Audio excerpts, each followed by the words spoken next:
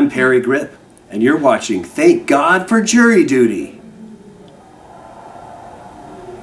We opened for winter, it was a dream come true. Our video was playing on MTV too. Right about the time that Buffy started swinging. So you don't come to the East Coast often, and I wonder, how's the tour going?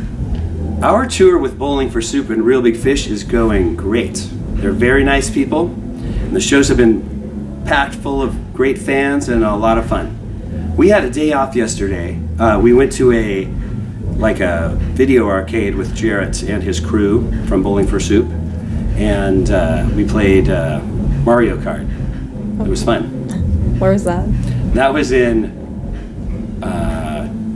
Durham, North Carolina. Is Durham in North Carolina? Yeah. We went to Durham, and that's kind of near Raleigh, isn't it? It is. We were probably right near your house.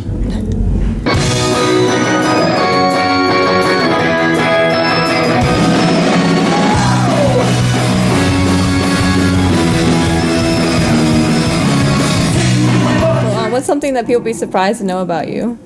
I like to swim. I do. I'm an old person, but swimming is my exercise. I love swimming. It's fun. Do you have any hobbies, or you like collect anything? Other than swimming, what do I collect? I really don't. I collect books, some books. There's this is very not obscure, but there's this children's author called William Penne Dubois, and he wrote a book called 21 Balloons, but he also wrote all these other very funny books. He wrote a book called Squirrel Hotel, which is, if you know me, is right up my alley. And I collect all his old books because they're out of print. So if you want to send me something, you could get me one of his more expensive books. Cool. And you have the new book too. Was it Some Bunny Loves Me? Yes, I have a book on National Geographic Kids books, and it's called Some Bunny Loves Me. And it's just about being kind to pets and how to take care of pets. And it's kind of, if you don't like pets, you probably wouldn't like this book.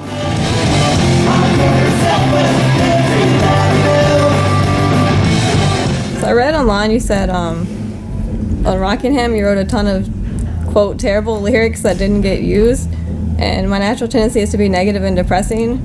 And I don't know, were they like lyrics for the same songs, or were they like different songs that you didn't use? There were a lot of songs that didn't get used, and also a lot of terrible lyrics for the same songs, and we just picked terrible ones to use. So they're not very good. Don't read them. I don't know. I don't think your stuff's really depressing. Like I told you, I like the You like the more self-deprecating, Yes. Depressing stuff. Yeah, we tried to be a little more cheerful in this latest version. The other lyrics were a little more self-deprecating and a little negative, so they didn't end up on the record. But we'll try to, next record, we'll go hardcore self-deprecating. Awesome. I'll be waiting. I don't know, the only one I thought was kind of depressing is like 5,000 Ways to Die. It's the only one that I was like, I don't know. That's a very depressing song. And it's supposed to be taken like saying what a dumb idea suicide is, because it's kind of like, people don't care anyway. So what the point was, but that's all. We don't usually do that one. Mainly the reason we don't do that song is because one time when we were performing it, Linus screwed up the keyboard, and we made fun of him, and so he doesn't like to do it anymore. I was hoping you were going to play Golf Shirt. We usually do, and we almost every night we do, but tonight Steve, our drummer, his little cousin, or his little nieces and nephews were in the crowd, and they wanted to hear Raining Tacos, so we did Raining Tacos instead, which we don't normally do. That's actually a Parry Gripp solo song and not a Nerf Herder song. It's raining tacos, raining tacos. Do you get that a lot? Like you have little kids come to see you? It's getting to be more and more. It's not very good, because Nerf Herder is for adults. It was written for people at least 15 years old, and so bringing your kids to a Nerf Herder show is questionable from a parental standpoint. Do you exaggerate your lyrics, or kind of make stuff up to make them funnier? Yes, they're very much exaggerated. I mean, some of it's true. The sentiment is true, and a lot of the negative sentiment. I mean, the thing is, when you start your band, you might be someone who is not very popular. Like your band isn't popular, and so you have a lot of negative feelings, and you sort of incorporate that into your shtick. And then later on, like me, I'm an older person, and I don't really have much to complain about. I'm pretty lucky. So it's sort of trying to remember those feelings and putting them into a new song. Well, I've thought about doing that with comedy, because if you exaggerate it, it makes it funnier, but then people are going to think you're like crazy. Yeah, that's right. I'm being crazy, and really, I feel like people really are crazy, and so the exaggeration is frequently like pretty much right on. Well, so we mainly try to just have fun. That's like the four of us get along really well, and it's fun to play. I think entertaining people is part of it, because you're standing there in front of people, and when they look bored, which honestly they do a lot of the time, it's kind of depressing. So trying to at least make them laugh is something to do. I guess. So do you like do any particular things to get the audience, like if they're not familiar with your band, like involved? Well, we try to swear a lot. That does it. Saying something kind of shocking is good. Making a joke. If you say the town you're in, like if you're in Orlando, you say, "Hey, Orlando," and then it's like, "Yeah." People like that. It's good to pick on people in the crowd. No, it's not. We never do that. Sandy Hagar, is this what you want again? They lost his hairline, but you lost your cool buddy. Can't drive 55, I'll never buy your lousy records again. Again, never again. So when Nerf Fighter had stopped, you said you kind of gotten out of music, and then you decided to put some songs on YouTube. That's right. Yeah. Was this your idea, or I also read that someone had asked you to write a song about waffles? That's right. So I had quit doing music in 2003, but someone who was a manager of another band we knew said, "Hey, you would be good. You try to write this song about waffles. You're trying to get an ad. We're trying to get an ad for this, and you might get $20,000." And that sounded like a lot of money to me at the time. And so I wrote, "Do you like waffles?" And it didn't get picked for the ad, but it became really popular on its own, and it's still really popular. A lot of people know that song. I guess people like waffles. So you like waffles a lot? I actually don't eat waffles, but I do like them. I just don't eat them. Uh-oh. So Trying to reduce. I'm old, so I gotta watch my diet. So did you enjoy the fake jingles, so you kept doing them, and that's how people found you and asked you to do the children's shows? Yeah, that's how it is, and it was really fun for me. I love doing that stuff. So they all found you through like YouTube? Yeah, mainly through YouTube. YouTube gave me a whole great career of doing ads and doing Hoagie Fest and doing TV shows, and I won an Emmy, and that never would have happened without YouTube. Huh. Well, so I was gonna say, so you won an Emmy for 7D. How's that? It's great. They give you an award, and then you can put it on a little desk or mantle, and people walk in and they're like, "Whoa, what's that?" You're like, "Well, I won an Emmy," and they're, "Oh, wow." They can't take that away. So do you ever expect that to happen? No, it's very weird. It's totally lucky too. I don't feel, I think some people feel like I earned this thing, but I don't feel like that. I feel like I just got lucky, and I'm just gonna go with it. That's cool. Yeah, no, YouTube changed my life. I mean, you wouldn't believe, if I told you the stats, you would be shocked, but it's been great. YouTube is awesome.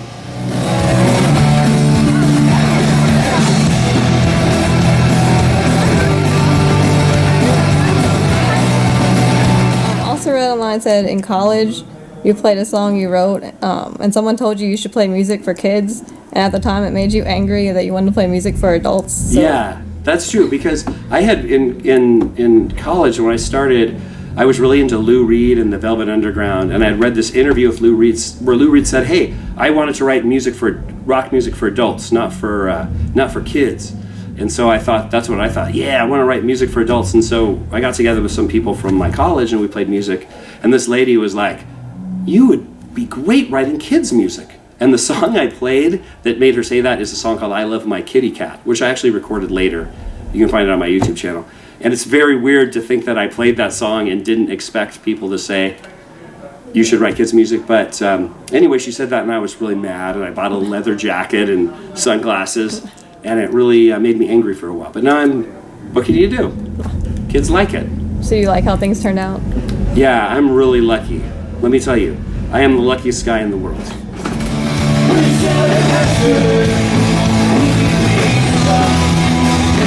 Come on. Also, I thought it was pretty crazy that so the song that you wrote that won an Emmy was an extra song that you written just.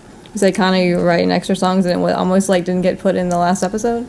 Yeah, they so that song that I wrote that I won an Emmy for was kind of a bonus song. No one asked for it, but the producer Tom Ruger, he liked it, and he sort of like kept trying to get it made, and it was sort of the very last minute that it got made and added to the show, and it sort of snuck into the last episode, and so.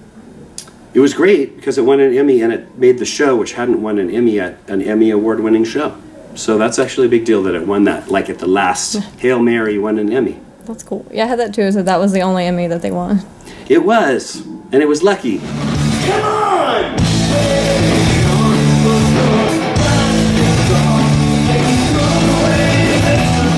Do you have any advice for like any other people wanting to do like creative stuff or music or outside the box or anything, whatever? Just do a ton of whatever it is. Just crank out a ton of stuff. If you're a comedian, just tell a ton of jokes. People are not going to like a lot of it, but every once in a while you get lucky, and then you just keep going in that direction. I was gonna say, how many animals do you have? I have one animal. I have a rabbit. Okay. Do you have skunks or is that just? There's skunks that live around my house, and so many skunks live in my neighborhood, as well as raccoons and stuff. But the skunks, actually, they get used to you, and they'll walk on your feet, and they'll just hang out, and they don't care. They won't spray you. I've never been sprayed by a skunk. We have like wild bunnies, but not that. Wild bunnies, we got a ton of those, and they're great.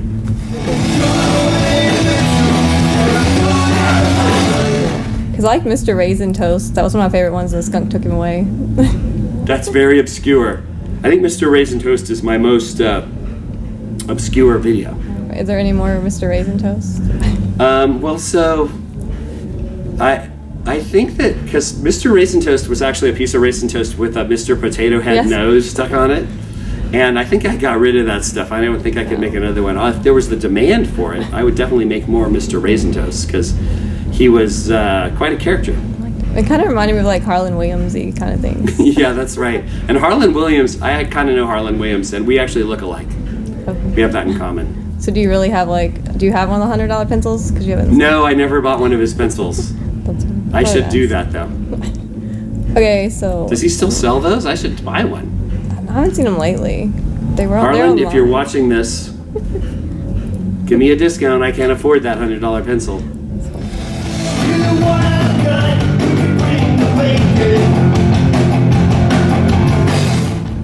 Are you still into Apple products? Yes, I am. In fact, I bought an iMac Pro recently before they came out with the new Mac. I could talk about this forever because I am very into Apple products. I have the watch, I have a phone, I have an iPad, I have a, what else do they make? An Apple Pencil. Yeah, but that's about it. This is the 4, too. Oh, cool. It says my 8 kg. So it said that you wrote songs about an iPhone before you even had one? I did, yeah, I did. I was kind of making fun of them, and then I got one, and I was like, whoa, this is neat. Well, that's what I was wondering if you were making fun of them at first, or... I kind of was, but then I also really wanted one, so... Okay, cool. I make fun of a lot of stuff I like. Do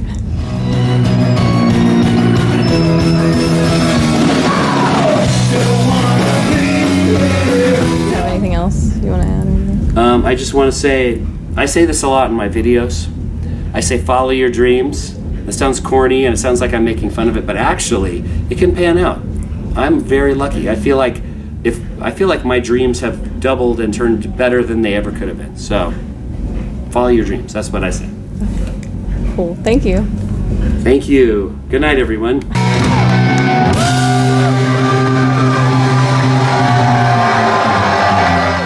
Close your eyes and dream. That's what works for me. That's what works for me. Close your eyes and dream. Close your eyes and dream. That's what works for me. That's what works for me. That's what works for me. How can I even make you understand when I'm wearing the pants with the elastic waistband? Oh no. Hey, Steve, I'm doing an interview. Hey, look at Steve and Linus. Oh, I'm sorry. Hello. We'll be quiet. Do you have a question for Steve or Linus? Like, how about, hey, how great is it playing with Parry? How cool is he? He's pretty I awesome. wear boxer briefs. That's my answer. Slowly. All right, I'll be done. She only has about 100 more questions, so we'll be done. Okay. Hi, I'm Parry Gripp, and you're watching. Oh, that's a noise. Hold on, wait till it's done. That's an elevator. That'll stop. You know we're the opening band when there's an elevator noise. And okay. Hey, I'm Parry Gripp, and you're watching Thank God for Jury Duty. Is that gonna work?